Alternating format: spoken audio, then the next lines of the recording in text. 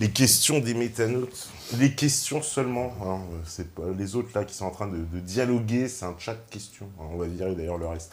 Alors, on me demande, que pensez-vous du retour au standard or? Alors ça, j'ai fait une émission là, il n'y a pas longtemps avec Pierre Jurenovic, et on parlait justement de ce standard or. Selon lui, c'est l'alpha et l'oméga de la stabilité économique. Pour lui, si la monnaie, si le système financier est instable, c'est dû au fait qu'il n'y a pas de référent à l'or, et donc qu'il n'y a pas de valeur en fait à la monnaie, puisque c'est une espèce de monnaie flottante basée sur la dette, et qu'il n'y a pas, elle se réfère à rien. Et pour lui, l'or, au moins, garantit une stabilité, enlève l'inflation, etc., etc.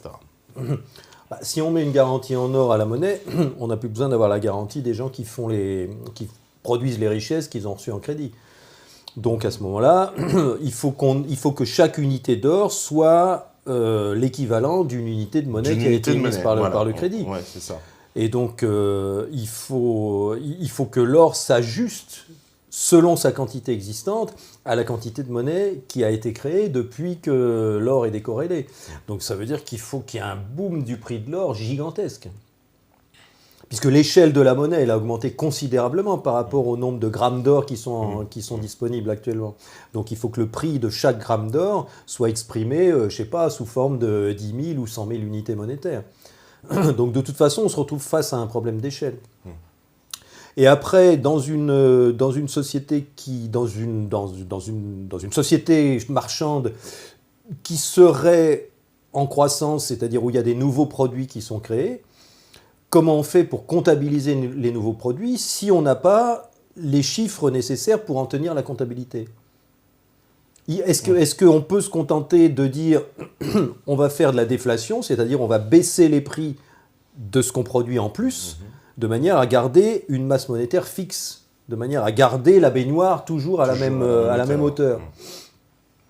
Pour garder la baignoire à la même hauteur, il faut que les prix diminuent. Si on augmente la quantité de produits qui s'échangent, si on augmente la quantité d'échanges et que donc la comptabilité de ces échanges va augmenter, c'est-à-dire si je vends 5 tasses à 10, j'ai besoin de 50 unités pour les comptabiliser. Si je vends 10 tasses à 10, j'ai besoin de 100 unités. Donc d'où sortent les 50 unités supplémentaires qui vont nous permettre de noter ces 10 nouvelles transactions. Si on ne les note pas, il faut que les 10 tasses coûtent 5. Et là, on peut toujours tenir notre comptabilité avec 50 unités. D'accord ? Et on met, au lieu de mettre 5 fois 10, on met 10 fois 5. Les prix ont été divisés par 2. Donc le problème de ça, c'est beaucoup un problème psychologique, en ce sens qu'on n'est pas habitué à avoir de la déflation sur les prix des objets. Et le deuxième problème, c'est que si on veut augmenter la quantité, si on veut avoir des prix fixes par exemple, si on ne veut pas avoir de déflation et que la quantité des échanges augmente, à ce moment-là, il faut avoir des chiffres supplémentaires pour tenir les comptabilités mutuelles. Donc au lieu de 50. Voilà, donc il faut de l'or en plus, si on veut qu'il y ait une corrélation définitive entre l'or et les unités monétaires. Donc ça pose quand même pas mal de problèmes, c'est pas évident à mettre en place.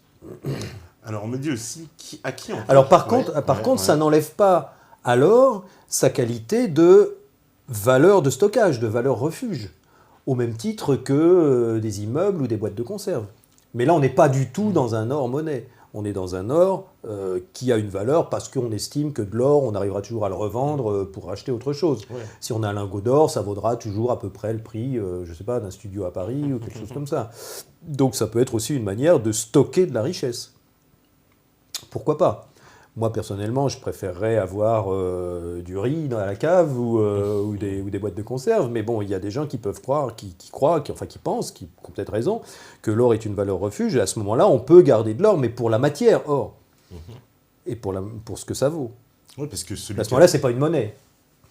Mais c'est une valeur d'échange, c'est ça, non ? C'est une valeur d'échange, c'est-à-dire c'est pas une monnaie en ce sens que c'est quelque chose qui a de la valeur et qu'on peut proposer pour avoir autre chose en échange. C'est un outil de troc, finalement. D'accord. Mais après, ça dépend des circonstances. C'est totalement relatif, la valeur de quelque chose. Si ça dépend de l'endroit, ça dépend de l'époque, ça dépend des circonstances. Il y a peut-être un jour, dans un futur proche, où une boîte de conserve vaudra beaucoup plus qu'une pièce d'or. Tout dépend des circonstances et de la valeur que chacun accorde à ce que tu proposes. En tout cas, c'est pas la panacée, donc toi, tu penses que ça posera aussi un certain nombre de problèmes. Bah, à mon avis, c'est un bon outil pour accumuler de la richesse et pour éventuellement s'en servir pour proposer à la place d'un autre bien dont on a besoin. Mais en tant que monnaie, il y a une contradiction déjà aussi, ça j'ai oublié de le dire, il y a une contradiction entre la fonction valeur d'échange, la fonction valeur comptable pour comptabiliser quelque chose qu'on reçoit et qu'on donne, et la fonction valeur refuge. C'est un peu le problème du Bitcoin qui est fondé sur les mêmes paramètres que l'or, et qui donc est en quantité limitée, et donc on a tendance à le garder, en espérant qu'il va monter ou qu'il va descendre, en espérant qu'il ne va pas descendre. Et donc on ne s'en sert pas pour acheter des trucs. Donc c'est incompatible avec la fonction monnaie d'échange, la fonction valeur refuge. Et la monnaie fondante, ça peut être une solution, c'est-à-dire une monnaie qui ne serait valable qu'un certain temps, et puis au bout d'un moment, elle n'aurait plus de valeur, et donc sa valeur tombera à zéro, quoi. Et ben, si on met en place des systèmes où la monnaie est émise sans dette pour tous les citoyens, et où on dit, dans ce système de comptabilité mutuelle-là, non seulement il n'y a pas d'intérêt, mais en plus, il n'y a pas de remboursement de la monnaie n'est pas reprise et détruite, on émet tout le temps de la monnaie, donc il y a toujours plus de monnaie, mettons 2-3% par an en plus, on est sur une exponentielle. Donc à ce moment-là, on a besoin que la monnaie soit fondante, de manière à ce qu'on ne soit pas obligé d'ajuster les prix à chaque fois qu'on rajoute de la monnaie. Donc là, ce serait valable un certain temps. À ce moment-là, il suffit de dire, voilà, on rajoute 2 ou 3% de monnaie dans l'économie par an, sur le compte de chaque personne, et symétriquement, on contracte les soldes. C'est-à-dire, les soldes positifs sont diminués de 2% par an, et les soldes négatifs reviennent vers zéro de 2% par an. On fait une monnaie fondante qui ramène tout le monde à zéro, tous les soldes, sur, 40 ans par exemple. Et à ce moment-là, on a à la fois une distribution monétaire en exponentielle, et à la fois une asymptote qui ramène la quantité de monnaie vers zéro. Donc en fait, la masse monétaire est stable. La baignoire reste remplie. La baignoire reste remplie toujours à la même valeur, et les prix n'ont pas besoin de bouger. Parce qu'un prix, il ne faut pas oublier, un prix c'est quoi? Ça veut dire, je dis la tasse vaut 10, mais 10, ça ne veut rien dire. Il faut savoir sur quelle échelle ma tasse vaut 10. S'il y a 1000 de monnaie dans l'économie, et s'il y a 10 000 de monnaie dans l'économie, 10, ça n'a pas la même valeur. Tu vois? Donc en fait, quand on rajoute de la monnaie dans l'économie, pour bien faire, il faut ajuster les prix à la nouvelle échelle de la nouvelle quantité monétaire. Alors on me demande aussi, on me dit à qui empruntent les grandes entreprises, comme par exemple PSA, Renault, à quel taux? Et enfin, quand ils ne peuvent plus rembourser, qui paye? Alors, en ce moment, les grandes entreprises, elles empruntent. En ce moment, la Banque Centrale Européenne accepte de créer de la monnaie pour des obligations d'entreprise. Pour des obligations d'entreprise. Voilà. Alors, on savait que c'est allait traiter, mais là, c'est carrément supra-interdit, ça. Oui, c'est du quantitative easing, force de multinationales. C'est-à-dire que les multinationales se retrouvent finalement dans la même situation que les grandes banques, c'est-à-dire quoi, des manques de fonds, et puis si elles ne payent pas, donc du coup... C'est-à-dire ça permet surtout aux grandes entreprises d'avoir de la monnaie nouvelle, donc de pouvoir réaliser des investissements et acheter des actifs réels. Simplement, c'est les entreprises qui impriment de la monnaie en imprimant des obligations. Elles disent, voilà, tiens, je vous dois 1 milliard à taux zéro, et la banque centrale achète ce bout de papier en donnant 1 milliard d'euros à la multinationale. C'est ce qui est réalisé en ce moment. D'accord. Ce qui scandalise totalement les gens comme Positive Money et Monnaie Pleine qui disent, mais attendez, si on peut créer de la monnaie comme ça, il faut créer de la monnaie pour les citoyens. C'est indispensable de faire en sorte que l'attribution du crédit qui permet de créer soit faite au profit de tous les humains à égalité. On ne peut pas dire on va en faire pour un tel et pas pour un tel. Et il est arrivé aussi que, on sait que les grandes entreprises peuvent arriver en déficit et que l'État les rend floues, mais il y a des exemples aussi de banques centrales qui ont renfloué aussi des grandes entreprises qui étaient au bord de dépôt de bilan, ou c'est les États plutôt qui s'occupent de ça? Pas que je sache. Il y a eu aux États-Unis, oui, dans la grande crise, on sait que l'État avait pris en charge AIG, Chrysler. Enfin, les Américains, ils avaient dû sauver un certain nombre d'entreprises qui étaient très... Après, c'est pour d'autres raisons. C'est pour des raisons politiques, des raisons d'emploi, de chômage et de potentialité de révolte ou de révolution. Donc il y a un moment où... C'est pour ça qu'il y a certaines personnes qui disent « Ah bah oui, mais attends, le revenu de base, c'est la béquille du capitalisme. » Et c'est vrai que vu d'un certain point de vue, vu par les yeux d'un banquier central, donner un petit peu de monnaie à tout le monde, c'est le meilleur moyen de les calmer. Bah, les Donc, détracteurs du revenu de base, c'est leur grand argument de dire oui, mais on c'est serait pas dans faux. l'aboutissement en fait, d'un espèce de socialisme ultra sophistiqué où en gros on donnerait à chacun sa petite part et puis définitivement tais-toi et ne demande plus rien. Oui, oui, c'est pas faux. Et donc il y a une compréhension du revenu de base monétaire, disons, appelons-le comme ça, c'est-à-dire ça n'a rien à voir avec un revenu de base par redistribution, où on prend à ceux qui ont trop pour donner à tout le monde. Et donc là, on ne crée pas de monnaie. Là, je parle d'un revenu de base monétaire, c'est-à-dire un revenu de base qui est fait par création monétaire, non pas par l'endettement et les banques commerciales, mais par la Banque centrale directement, sans endettement. Donc un revenu de base monétaire, du point de vue d'un banquier central, en ce moment, c'est le meilleur moyen de sortir de la crise et de relancer le système à terme. Pourquoi ? Parce que du point de vue d'un banquier central, en ce moment, le gros problème, c'est que le but, c'est de conserver le système d'exploitation par l'endettement, c'est-à-dire de conserver le fait que les gens soient obligés de s'endetter pour avoir de la monnaie, et donc soient asservis quelque part au créateur de monnaie, et s'obligent à travailler pour lui, parce qu'ils ont reçu de la monnaie, il faut en rendre plus. Donc le but du secteur bancaire, c'est de conserver ce système-là. Sauf que ce système-là, en ce moment, il est en train de s'écrouler. Parce que comme la crise s'approfondit, les particuliers n'empruntent pas, les entreprises n'empruntent pas, les États n'empruntent pas, ne prennent plus de crédit, donc du coup, il n'y a plus de monnaie dans l'économie s'écroule encore plus. Donc comment faire pour relancer l'économie juste assez pour que l'économie reprenne ? Hélicoptère monnaie permet de faire ça. Et donc c'est une possibilité qui est en ce moment étudiée très sérieusement par les banques centrales, en particulier par la Banque centrale européenne, qui se dit, si on se met au point de vue d'un banquier central, il se dit, attends, le seul moyen de sauver mon système qui est en train de s'écrouler, je le sais, c'est de réinjecter de la monnaie dans l'économie. Ils n'ont plus assez de monnaie, ils ne peuvent plus s'acheter leurs trucs, du coup ils sont tous au chômage, il n'y a plus personne ne produit rien. Qu'est-ce que je peux faire ? Je peux les forcer à s'endetter. Mais j'ai beau leur dire de s'endetter, ils ne veulent pas. J'ai beau dire aux entreprises, c'est la reprise, ils ne veulent pas. J'ai beau dire aux États, allez-y, prenez de l'argent sur les marchés financiers pour faire des dépenses publiques, ils ne veulent pas, ils n'ont pas le droit à cause du traité de Maastricht, et déjà les contribuables n'arrivent plus à payer leurs impôts. Donc plus personne ne crée de monnaie par le crédit. Donc comment je fais ? Si je les laisse sans monnaie supplémentaire, ça s'écroule totalement. Et mon système d'exploitation risque de s'écrouler totalement.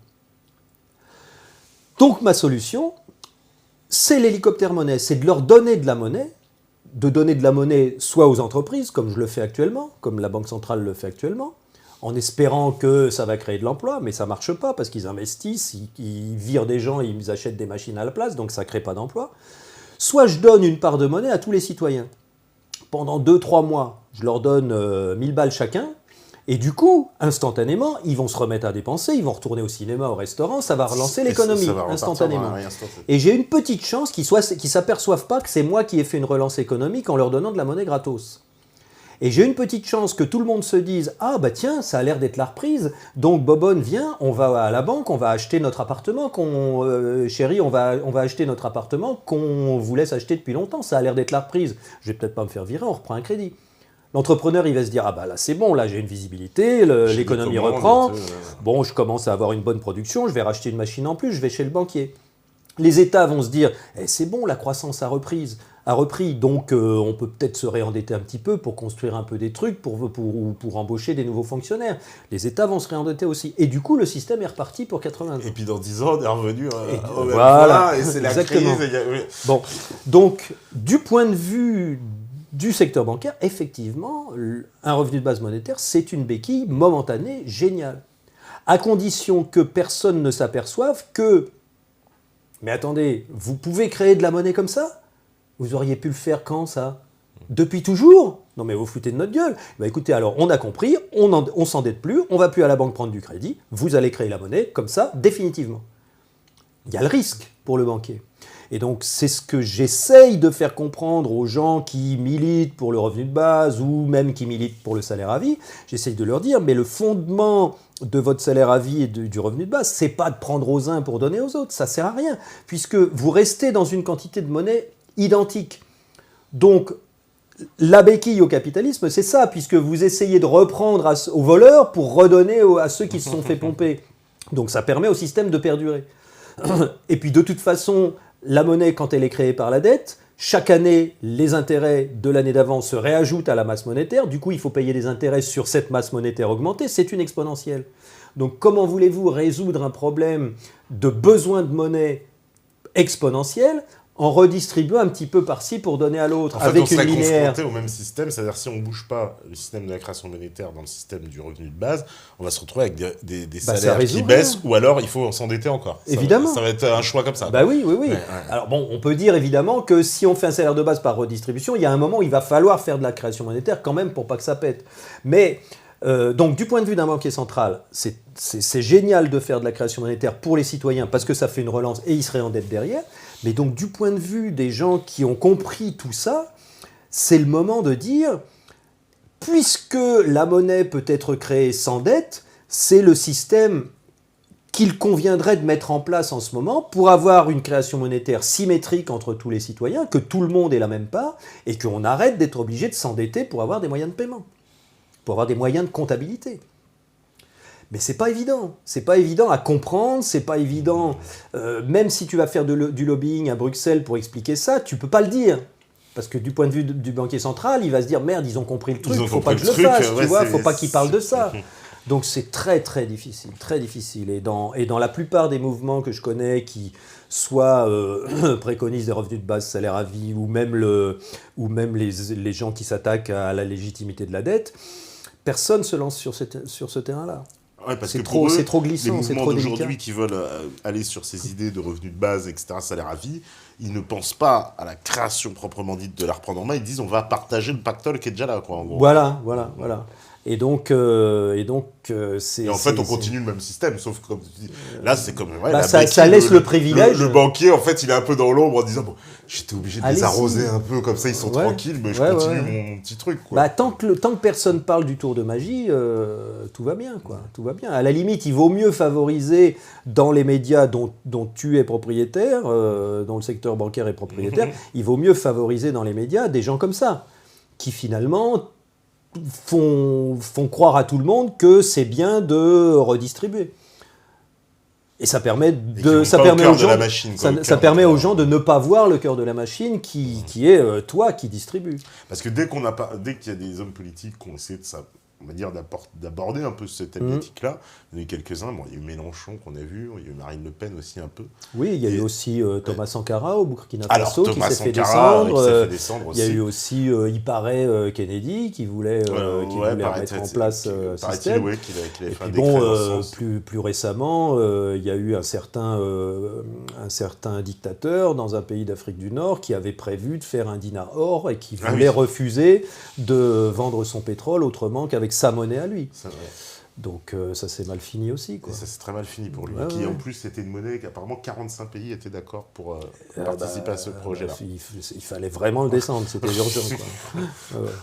Alors, on me dit les crises spéculatives qui ont eu lieu dans le capitalisme mondial tout le temps depuis 200 ans, c'est son fonctionnement structurel. Comment des gens peuvent encore croire qu'il n'y a pas de meilleur système possible ?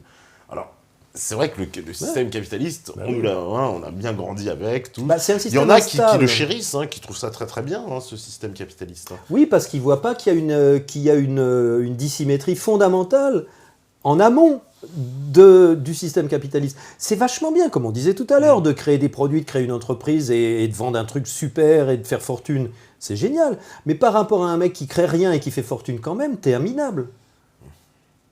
T'es un minable. Tu peux pas lutter, t'as aucune chance. Enfin, si, t'as une chance de t'enrichir si t'arrives à trouver un truc avec grosse marge et gros chiffre d'affaires. Si tu trouves un truc à petite marge et gros chiffre d'affaires, tu t'en sors pas. Si tu trouves un truc à petite marge et gros chiffre d'affaires, tu t'en sors pas. Il faut les deux. Il faut grosse marge et gros chiffre d'affaires. C'est pour ça que Apple a du succès, que Starbucks a du succès, que les seules entreprises qui ont du succès, c'est des entreprises qui font des marges de 50 et qui ont des énormes chiffres d'affaires, qui créent des commerces partout. Il n'y a pas de place pour les gens qui font des petits profits ou des petits chiffres d'affaires. Il faut être gros dans un système comme ça pour survivre. Donc en fait, si on dit le système actuel, il est bien parce qu'il favorise la libre entreprise, c'est parce que tu ne vois pas qu'il y a autre chose au-dessus. Alors, on me demande aussi, on me dit, croyez-vous au grand reset pour revenir à une économie plus saine, comme on l'a vu maintes fois dans l'histoire des États? Et sinon, un pronostic pour la durée de vie de la pyramide de Ponzi. Est-ce que oui, le fameux grand reset au sens, bon allez, on élimine toutes les dettes, allez, on repart à zéro, c'est terminé, au revoir, tous les comptes reviennent à zéro. Alors c'est marrant parce que c'est ce qui se faisait dans les temps très anciens, à l'époque de la Bible, il y avait ce qu'on appelait le jubilé, tous les 49 ans, tous les 7 fois 7 ans, qui fonctionnait justement comme ça. Il y avait déjà une appropriation par la force, par les propriétaires terriens, des propriétés des paysans qui étaient là. C'était déjà un système d'exploitation, avec ou sans monnaie. Et donc, les grands propriétaires terriens faisaient croire aux paysans qui avaient travaillé là toute leur vie qu'ils avaient perdu la propriété de leur terre, c'est comme le servage, pareil, mais qu'ils étaient obligés de continuer à travailler. Et que s'ils n'arrivaient pas à fournir suffisamment de récoltes pour payer le loyer de la terre qu'ils venaient de perdre, ils s'endettaient auprès du propriétaire, et que s'ils s'endettaient perpétuellement, ils finissaient par devenir esclaves du propriétaire, eux et leur famille. Et donc, au bout de quelques années de ce système de prédation et d'inégalité croissante, il arrivait que tous les anciens paysans se retrouvent à travailler pour un propriétaire ayant perdu leur terre, étant endettés et se retrouvant esclaves. Et quand ça prenait trop d'ampleur, ils se barraient ailleurs. Ils foutaient le camp à la campagne plus loin. Et du coup, le centre de pouvoir, il n'avait plus personne à exploiter. C'est ennuyeux. Donc, il y avait le système du jubilé, c'est-à-dire de l'annulation des dettes.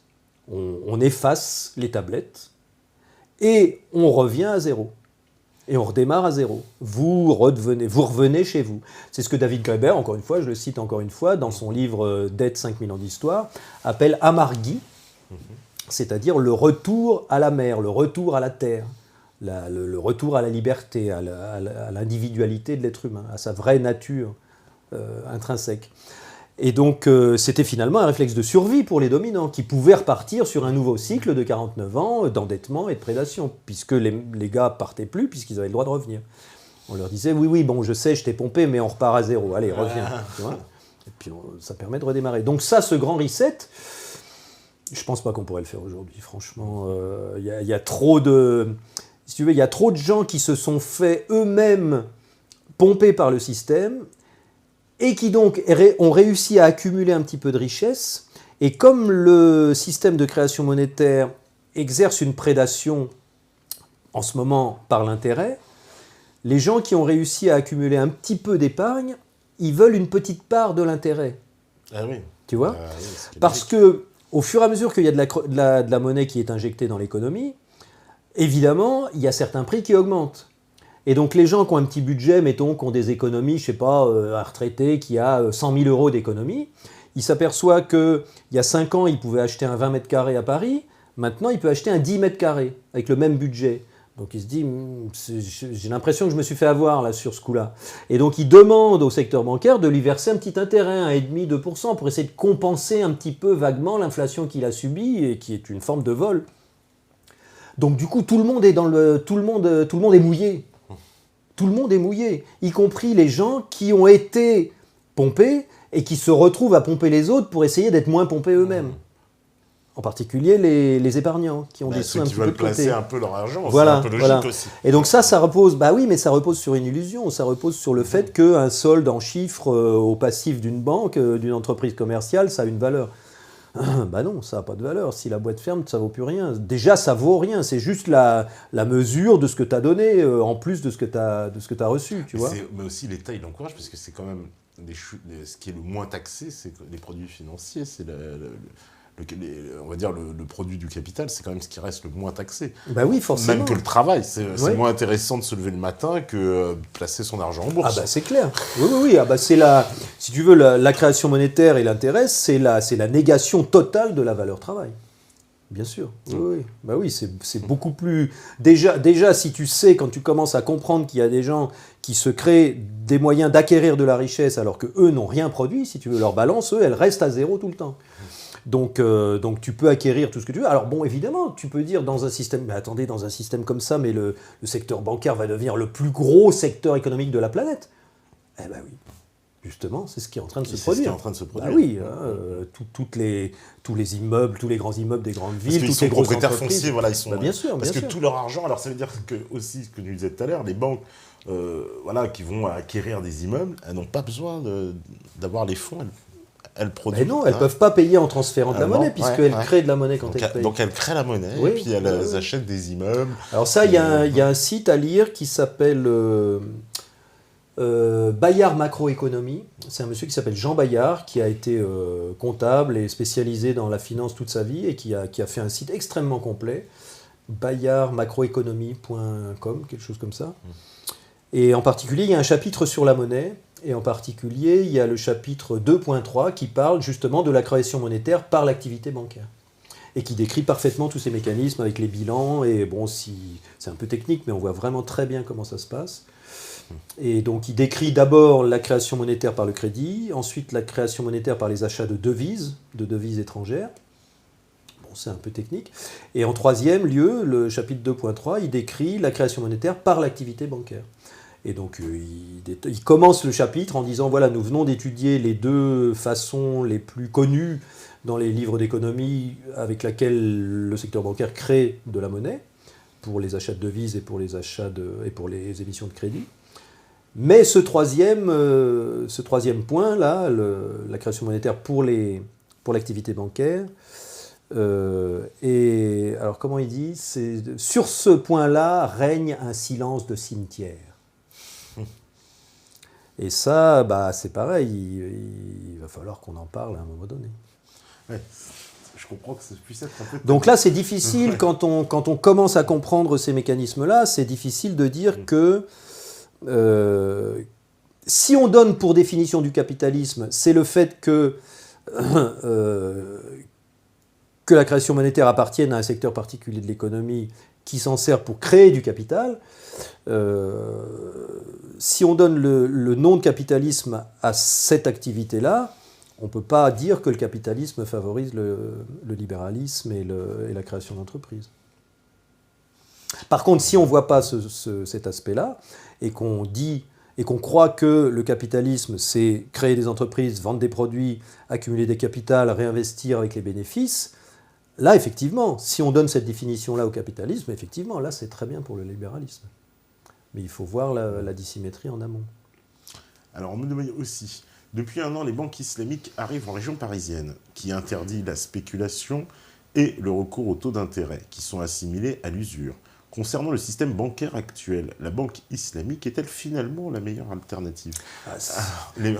C'est pas évident parce que c'est un peu le problème aussi il y a quelques personnes en Europe qui essayent de créer des banques éthiques. Et une banque éthique, c'est un peu une contradiction. C'est un oxymore. Bah oui, c'est un peu un oxymore parce que le métier de la banque, c'est de créer du crédit, c'est de créer des dépôts. Et donc, créer une banque éthique, en général, les gens qui veulent créer une banque éthique, c'est parce qu'ils croient que le métier de banque, c'est de prendre de l'épargne et de la prêter. Et ils le croient sincèrement. J'en ai rencontré, hein. Et donc, quand je leur raconte ou quand ils regardent une vidéo sur Internet et qu'ils s'aperçoivent comment ça marche vraiment, ils comprennent pourquoi, depuis 3 ans, ils n'arrivent pas à avoir leur licence de banque. Pourquoi la Banque centrale leur refuse leur licence de banque? Parce qu'ils veulent récolter de l'épargne et financer des trucs qu'ils trouvent bien, quoi. Des énergies renouvelables ou de la permaculture. Et ça, c'est la Banque centrale qui bloque tous les projets d'initiative de création bancaire, quoi. Ouais. Bah, j'ai un cas particulier en Belgique que je connais bien. Il y a un cas en France aussi où ils n'arrivent pas à avoir leur licence bancaire. Et donc alors, le problème de la finance islamique, c'est qu'effectivement, le Coran dit la riba est interdite, c'est-à-dire tu n'as pas le droit de faire de l'usure, de faire de l'intérêt. Sauf que, pareil, dans un système extrêmement juteux et compétitif comme l'activité bancaire, si tu ne fais pas comme les autres, tu ne tiens pas le coup. Si tu es une banque et que tu dis, moi, je vais pas appliquer d'intérêt et je ne vais pas créer de la monnaie, je vais essayer de récolter des dépôts pour les prêter, tu tiens pas. Tu peux pas tenir longtemps. C'est ce qu'on disait tout à l'heure avec les banquiers privés qui font ça en Suisse et qui tiennent pas le coup par rapport à la concurrence des banques commerciales qui n'ont pas besoin de récolter avant de donner.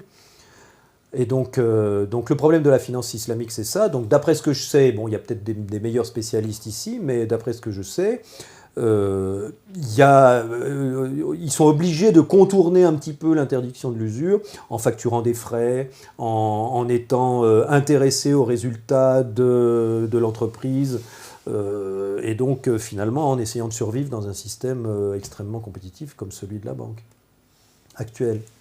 Mais en même temps, c'est ça, c'est le cœur du truc.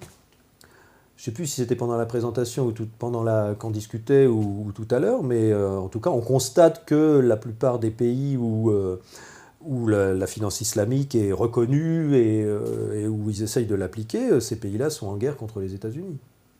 Enfin, ou plutôt, les États-Unis sont en guerre contre eux. Ouais. Alors, on me dit, concernant les taux négatifs, alors on me dit, qui sont les prêteurs, qui acceptent de prêter 100 pour recevoir 98 et surtout pourquoi ? C'est-à-dire qu'il y a des taux d'intérêt négatifs, en particulier les bons du Trésor allemand. C'est vrai que qui achète un taux d'intérêt négatif ? Puisqu'en gros, c'est comme si j'ai 10 000 euros et puis j'achète quelque chose qui fait qu'il n'en vaudra plus que 98 000. Quoi. Enfin, c'est le prix à payer pour avoir des obligations allemandes. C'est-à-dire que tu estimes que... Je suis prêt à m'appauvrir pour avoir des obligations allemandes. Bah oui, tu estimes que tu perdras moins en ayant des obligations allemandes qu'en ayant du liquide, par rapport à autre chose que tu aurais pu acheter. Si tu as 100 000 euros et que tu les places en obligations allemandes, là, à moins 2, tu auras 98 000 euros dans un an.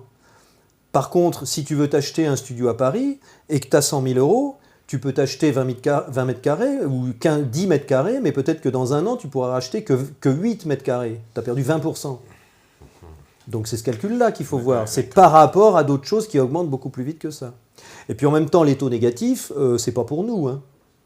C'est pas pour nous, c'est pas pour le particulier. Je pense qu'il n'y a pas grand monde en ce moment qui a des intérêts négatifs sur un crédit immobilier. Oui, non. Voilà. Et même pour les grandes entreprises et les États, quand une banque commerciale achète des obligations à un État par création monétaire, il y a toujours un intérêt dessus. Le taux négatif, il est sur la monnaie centrale que les banques commerciales se font créer par la Banque centrale.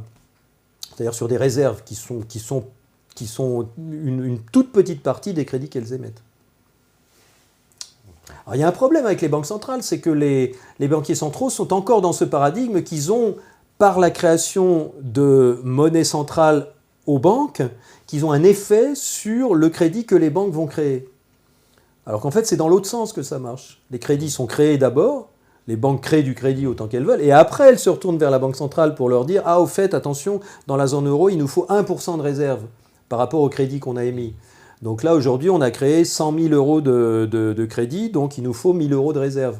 Et la Banque centrale dit, pas de problème, vous avez droit à un découvert de 1 000 euros sur votre compte chez moi, à la Banque centrale. Donc il n'y a pas de... si tu veux, la Banque centrale ne contrôle pas la masse monétaire qui est émise par le crédit. C'est le crédit qui est émis d'abord, selon la demande du crédit, selon l'offre et la demande du crédit. Et ensuite, les banques commerciales, une fois qu'elles ont créé du crédit, quelques semaines après, se retournent vers la Banque centrale et se font créer des réserves. Et la mission de la Banque centrale européenne, c'est quand même à veiller à ce que la valeur ne baisse pas. C'est ça, l'inflation doit être... Oui, mais elles n'ont pas les outils. Mais elles n'ont pas les outils, non, pour maîtriser l'inflation, il faudrait pouvoir maîtriser l'émission monétaire de crédit. Du crédit, ouais. Voilà. Ouais. Et elles ne maîtrisent pas l'émission monétaire du crédit, étant donné que le système de réserve fractionnaire n'existe pas. Les réserves fractionnaires, c'est quand on croit que la Banque centrale fait une certaine quantité de monnaie et que les banques commerciales ont le droit d'émettre du crédit en proportion de cette quantité de monnaie-là. Ouais. Tout le monde pense que ça fonctionne comme ça. Non, c'est un mythe encore, c'est une légende, ça fonctionne dans l'autre sens. Les banques émettent du crédit d'abord et ensuite se retournent à la Banque centrale. Et alors lui dire, j'ai émis tant de crédit, il faut faire... Donc il me faut tant de réserves obligatoires. Et donc, en ce moment, en zone euro, le taux de réserve obligatoire, il est de 1% des crédits qui ont été émis, sur les crédits à court terme. Sur les crédits à plus long terme, il est de 0%. C'est très amusant d'ailleurs. Si vous regardez sur, je crois que je ne sais plus si c'est Banque Centrale ou BCE, vous tapez réserve obligatoire et vous constaterez que selon les échéances des crédits qui sont émis, la phrase est magnifique, sur tel type de crédit, le taux de réserve obligatoire est actuellement fixé à 0. Magnifique. Donc Donc ça veut dire autant que je veux. créer autant que vous voulez, il n'y a pas de limite. Il n'y a pas de limite. Ah si, la limite, c'est la demande de crédit par les agents non bancaires. C'est ça le problème en ce moment. Parce que plus personne. Et donc les banques centrales ont beau donner de la monnaie aux banques commerciales, c'est comme si je te disais, tiens, il faut que tu prêtes des tasses, vas-y, tiens, je te donne des tas de tasses et tout. Et toi, tu vas me dire, mais personne n'en veut, qu'est-ce que tu veux que j'en foute, je ne peux pas les prêter, tu peux m'en donner tant que tu veux. Je vais acheter des actions avec, tu vois. Oui, d'accord. Oui. Ouais. Alors, on me dit aussi, le crédit ne serait-il pas une sécurité sociale pour les gens qui ont besoin d'argent vital à leur survie, pour leurs besoins de consommer?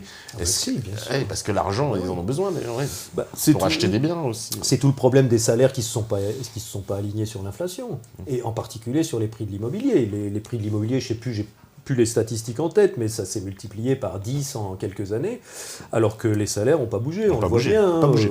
Voilà, je sais pas. Littéralement. Moi, je sais pas combien tu gagnais en 1980 ou en 1990 si tu avais un salaire, mais je crois qu'un jeune qui débute en ce moment, il gagne à peu près pareil. Ouais. Sauf qu'il y a 20 ou 30 ans, avec une année de salaire, tu pouvais t'acheter un dixième d'une maison. Alors que maintenant, c'est qu'en fait, on gagnait à peu près la même chose, sauf qu'on faisait beaucoup plus avec la même somme. Voilà. Il y a un indice, j'ai oublié le nom tout de suite, là, qui calcule la proportion entre les salaires et le prix de l'habitation, ou le prix des loyers, ou le prix des achats.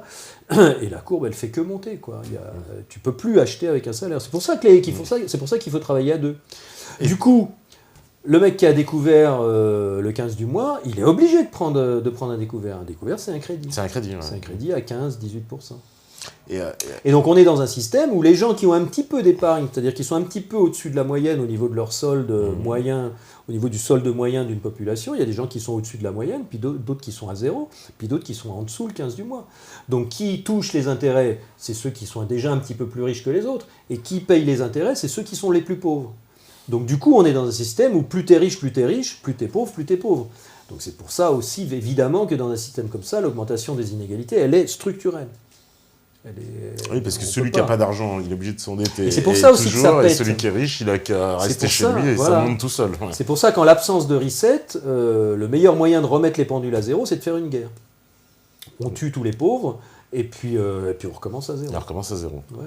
Un peu ce qui est peut-être en train de se passer en ce moment. Un peu, non c'est une solution sûrement qui... Bon, après, il y a des tas d'autres paramètres. Bien sûr. Il y a cette analyse que font beaucoup de gens de dire que la guerre, en fait, qui est un peu en train de nous pendre au nez avec la confrontation entre la Syrie, voilà ce qui se passe en Syrie, entre la Russie et les États-Unis, elle cacherait un peu l'effondrement justement de ce système qui est tellement vérolé, tellement pourri, qui pourrait effectivement s'effondrer littéralement, que 2008 ça a été la grande secousse, mais que cette secousse ça va revenir et finalement on sait très bien que rien n'a été réglé depuis 2008. On a fait qu'éteindre le feu en fait. Voilà. Ouais. Mais, et donc on en a parlé un petit peu tout à l'heure quand on a dit que un centre de pouvoir privilégié qui grossit parce qu'il pompe à l'extérieur les ressources qu'il ne produit pas lui-même, et qui ne peut fonctionner que dans un déséquilibre de croissance permanente, parce que plus il grandit, plus il y a des parasites qui s'agglutinent autour de lui, moins il produit, plus il a besoin de piller autour, plus il a besoin de s'agrandir, plus il s'agrandit, plus il s'enrichit au centre, moins il y a de gens qui bossent au centre, moins il y a de production au centre, plus il doit s'agrandir. Le problème des États-Unis en ce moment, c'est qu'ils arrivent à un point où pour ne pas s'écrouler, il faut qu'ils contrôlent toute la planète. Et donc il faut absolument, pour une question de survie de leur croissance et donc de leur propre pays, qu'ils arrivent à un empire mondial. Et donc ils sont obligés de pousser dans la direction d'un gouvernement mondial, d'une population mondiale et d'un impôt mondial. Et c'est pour ça qu'ils... Pour continuer dans leur système. Parce que sinon... Pour que leur système tienne le coup jusqu'au bout. Parce qu'en gros, les États-Unis, là, dans ce que tu viens de décrire, quand tu parles justement d'un centre de pouvoir qui s'étale, etc., et il peut pas on a faire l'impression autrement. que c'est les États-Unis, voilà, et que toute leur histoire, elle est guidée par ça. Et, oui. Et il faut à chaque fois qu'ils... Bien sûr. Alors bon, après, il y a des raisons tout à fait philosophiques, comme la destinée manifeste, nous sommes là pour sauver le monde, pour apporter la démocratie à tout le monde. Bon, il y a plein de rationalisations, comme on dit en psychologie. Mais la base du truc, c'est qu'on ne peut pas faire autrement. Quand tu as commencé à prélever à l'extérieur, ça te fait grossir, donc il faut prélever plus, donc ça te fait grossir, et tu es dans un cycle. Parce qu'en plus, les États-Unis, en plus à l'heure actuelle, est clairement un pays presque qui ne produit rien, on peut le dire, quasiment, puisqu'il n'y a plus d'industrie. Ça ne peut être que comme ça. Il n'y a plus d'industrie, il n'y a plus rien. Ouais. Et donc ils font que parasiter le reste de la planète avec leur dollar, avec leur machin, etc. Mais, mais ils n'ont plus rien, quoi. Ils ont de quoi contrôler le plus loin possible. Avec les armes, militaires. Ils ont réussi à s'associer avec le plus gros producteur de pétrole pour les obliger à accepter de vendre leur pétrole exclusivement dans la monnaie qu'ils fabriquent. Donc du coup, tout le monde est obligé d'accepter le pétrole. Et donc du coup, les gens qui ne sont pas d'accord pour rentrer dans le système, il faut aller les descendre. Il faut aller les descendre. Donc c'est par la force militaire, finalement, je vous impose ma monnaie papier avec la force de mon flingue, quoi. C'est toujours le dialogue entre le soldat et le paysan, et le soldat qui dit t'es obligé d'accepter mes rondelles parce que sinon je te coupe la tête. Voilà, à grande échelle. C'est toujours le même truc. Ouais. Alors, on me dit aussi, faut-il sortir de l'euro ? Ouais, accessoirement, c'est une des mesures à prendre, ça aussi. Qu'est-ce qu'il faut ? Ça dépend. Si les gens qui sont à Bruxelles arrivent... Alors attends, si les gens qui sont à Bruxelles arrivent à convaincre les banquiers centraux de la Banque Centrale Européenne de faire de l'hélicoptère-monnaie définitif, de créer la monnaie uniquement par dividende monétaire universel auprès de tous les citoyens, si les citoyens se rendent compte qu'il faut réclamer que ce soit définitif et que ça fait un revenu de base et qu'on peut créer la monnaie comme ça et que donc on supprime la monnaie d'endettement faite par le secteur bancaire, à ce moment-là, on peut rester dans l'euro. Puisque l'euro serait devenu quelque chose qui fonctionne bien, qui est équilibré. On reste quand même dans un système centralisé où on dépend de la lubie d'un prochain directeur de banque centrale qui dit non, on revient au système d'avant, c'était beaucoup mieux. C'est très facile de faire péter un système comme ça. Il suffit de créer un peu trop de monnaie pour faire de l'inflation et dire, vous voyez, tout se casse la figure. Non, c'était bien mieux avant et on revient au système d'endettement. Donc on est toujours à la merci d'une décision, même pas politique, d'un émetteur privilégié. Donc il faudrait mieux que ce soit des monnaies nationales alors, quand même, non ? Alors il y a plein de solutions à ce niveau-là aussi. Il y a quelque chose qui était pas mal, c'est la double monnaie. C'était une proposition d'un monsieur qui s'appelle Yolande Bresson, un économiste, qui a été reprise à un moment par le parti Nouvelle Donne, qui était de créer une monnaie complémentaire nationale, qu'on appellerait l'euro-franc, qui pourrait très bien être émise par revenu de base pour tous les citoyens français et qui serait une double monnaie qui pourrait être utilisée seulement à l'intérieur du territoire français. On pourrait garder l'euro pour les transactions internationales, mais pour les transactions intranationales dans la France, on peut s'acheter et se vendre les choses avec des euros-francs qui pourraient être créés par la Banque de France au profit de l'État français qui la dépenserait, ou bien au profit de chaque citoyen avec chacun sa part, sous forme de revenu de base.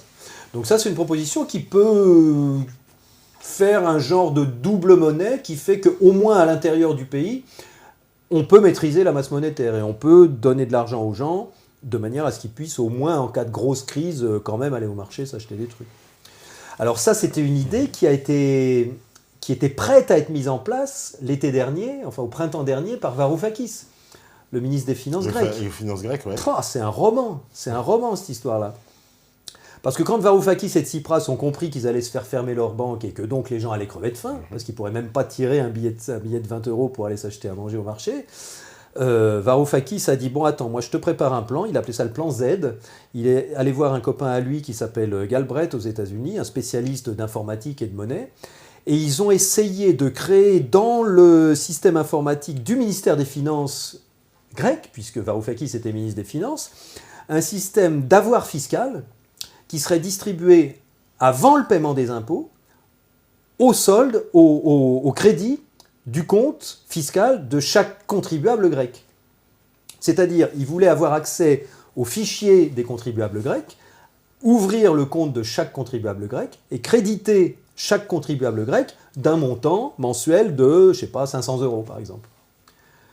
qui serait accepté plus tard en paiement des impôts. Donc il voulait transformer la Grèce en État souverain avec un système parallèle d'une fausse monnaie créée par des avoirs d'impôts. C'était une idée géniale.